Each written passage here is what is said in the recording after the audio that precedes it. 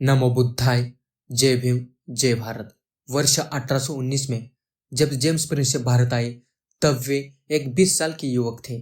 उनकी माता सोफिया और पिता जॉन के वे 10वीं संतान थे। जॉन एक व्यापारी थे और भारत में आकर उन्होंने व्यापार से खूब सारा धन कमाया था। भारत की समृद्धि से वे अच्छी तरह वाकिफ थे, इसलिए उन्होंने अपने बेटे को भी भारत भेजा। जेम्स को इंजीनियरिंग और वास्तुकला में काफी दिलचस्पी थी। अपने पिता के रुतबे की बदौलत उन्हें कोलकाता के टकसाल में अधिपारकी के पद पर नियुक्ति मिली।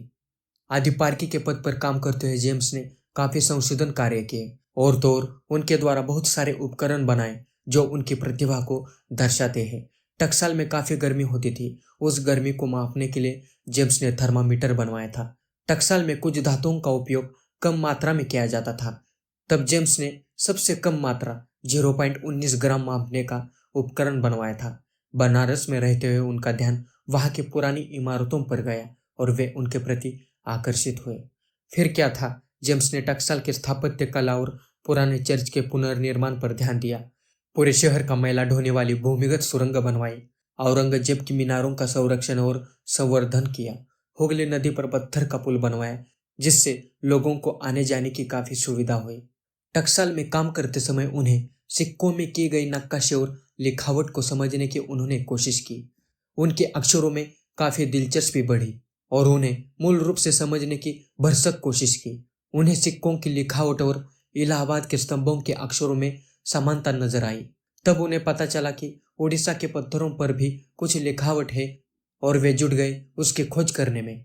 बिहार के बेतिया जिले से प्राप्त कुछ अभिलेखों की प्रतियां उन्होंने मंगवाई थी और इस पर खोज करने लगे। महाराजा रणजीत सिंह के फ्रेंच जनरल जे बप्तिस्ते वेंतुरा ने रावलपिंडी में उत्खनन में प्राप्त कुछ अभिलेख जेम्स के पास पढ़ने के लिए भेज दिए। अब भारत के कई स्तंभ लेखों की जानकारी उनके पास आने लगी।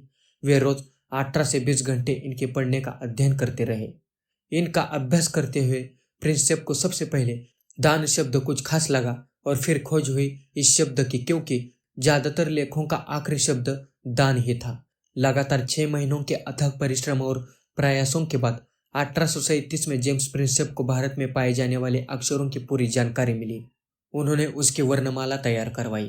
कुछ अभिलेखों में देवानपीय पियदसी शब्द बार बार पढ़ने को मिला, लेकिन यह संबोधन किसके लिए कहा गया है यह पता ही नहीं चल रहा था। तब बौद्ध ग्रंथ महावंश से उन्हें पता चला कि यह श्रीलंका के राजा का नाम है। फिर सोचा कि श्रीलंका के राजा ने भारत में इतने सारे स्तंभ और अभिलेखों को क्यों बनवाया, इतने अभिलेख क्यों लिखे। तब मित्र टर्नर से प्राप्त पाली त्रिपिटक उन्हें प्राप्त हुई और फिर बौद्ध ग्रंथ अध्ययन करने के बाद वे इस निष्कर्ष पर पहुंचे कि देवानपीय पियदसी ये उपाधि धारण करने वाला कोई और नहीं बल्कि भारत का सम्राट अशोक है। मगर प्रिंसेप के पास इसे सिद्ध करने के लिए उस समय कोई प्रमाण या साक्ष्य नहीं थी। वर्ष 1915 में कर्नाटक के मस्की गांव में सड़क बनाते हुए डायनामाइट के विस्फोट के दौरान एक अभिलेख मिला जिसमें सम्राट अशोक का नाम देवानपीय पियदसी लिखा हुआ था। जेम्स प्रिंसेप की खोज को बल मिला। अब जेम्स की खोज ने पूरी दुनिया में खलबली मचा दी और इतिहासकारों का ध्यान भारत की ओर आकर्षित किया। प्राचीन इतिहास का पुनरुत्थान हुआ। भारत से प्राप्त संपूर्ण अभिलेखों और साक्ष्यों को जेम्स ने अपनी ग्रंथमाला में प्रकाशित किया है, जो आगे चलकर उनके शिष्य और दोस्त सर अलेक्जेंडर कनिंघम ने 1877 में पुनः प्रकाशित किया था। मित्रों, आशा करता हूँ आपको यह वीडियो पसंद आया हो। वीडियो पसंद आया हो तो इस वीडियो को लाइक कीजिए, ज़्यादा से ज़्यादा शेयर कीजिए। चैनल को अभी तक सब्सक्राइब नहीं किया है तो जरूर सब्सक्राइब करें। चलो मिलते हैं अगले वीडियो में। नमो बुद्धाय, जय भीम, जय भारत।